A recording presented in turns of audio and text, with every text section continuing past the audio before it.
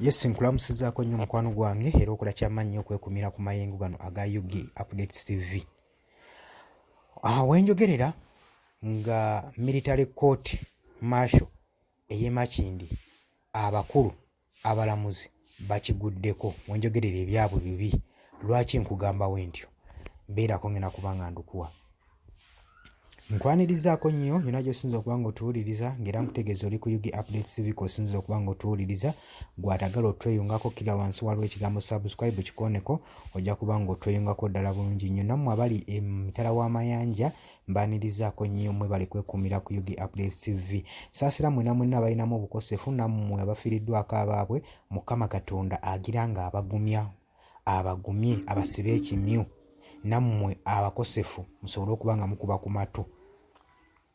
Oli ku UG Updates TV, jjukira olunaku olw'eggulo Dr. Warren Kizza Besigye we yaleeteddwa mu kkooti ng'ennaku z'omwezi 7 omwezi guno gwennyini gwe tulimu.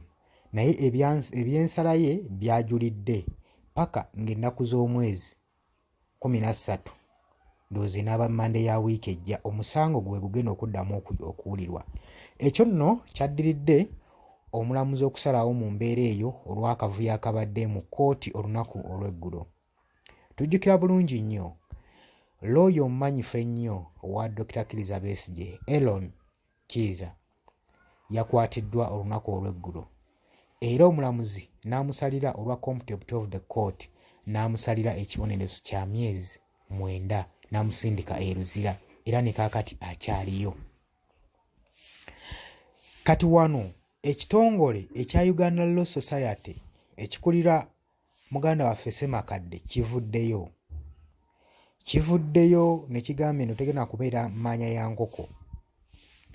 Kivuddeyo ne kironda balooya abakuukuutivu ennyo, abamalirivu, abavumu, abateerya ntama, abalina obukugu mu ki kye bakola. Beesimbye egenda basimba mu maaso g'abalamuzi bano abagambibwa nti nno abali mu kooti martial ya military wali eri e Makindye okukwata okusalira ekibonerezo ekikakaliwo ekityo ekikambwe nga basalira looya munnaabwe Aaron Kizza, bagamba ekintu kibawakanyiza ddala ekibadde tekyetaagisa. Aaron yakwatiddwa olunaku lw'eggulo ne bakamyufu n'atwalibwa eruzira oluvannyuma lw'omulamuzi omusalira ekibonerezo kye bayita enneeyisa y'omu kkooti. Kati ekitongole kya Uganda Law Society kivuddeyo ne kironda Profesa Christopher Mbaziira ssaako ne Philip Kalagaba nga bano ne bagenda okuyimirira mu nsiike y'okulamula okuba nga bawoza omusango gw'abalamuzi bano okutwalira amateeka mu ngalo okusalira Aaron ekibonerezo nga tebamuwadde na kyansi kwewozaako, bagamba kyadde tekisaanira.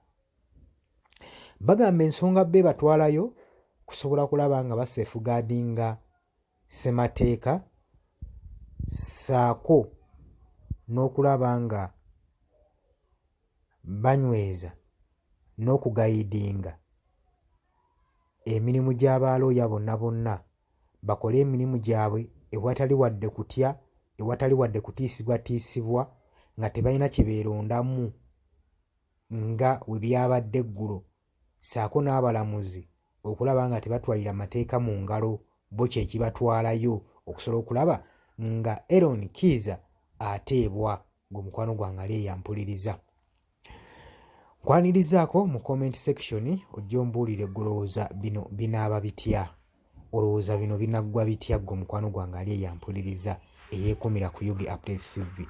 Jjukira Martha looyo okuva mu Kenya eyaweereddwa license eri temporarily okuba nga awoza omusango gwa Dr. Warren Kizza Besigye era yabadde alina ogukulemberamu, baamugaanye okukulembera omusango guno wadde n'okupulaktisingira amateeka ge mu kkooti y'e Makindye ey'amagye wano mu Uganda. Kati gwe mukwano gwange ali eyampuliriza gulowooza bigenda kuggwa bitya? Jangu mu comment section otutangaaze gwe okusinziira nga woobiraba. Gw'ayagala otweyungako mu comment section kirira wansi waliwo ekigambo subscribe kikonemu, ojja kuba osobola otweyungako ddala bulungi nnyo mukwano gwange ali eyampuliriza. Mbategeeza nti nno mbaagala nnyo mwebale kwekuumira ku mayengo gano.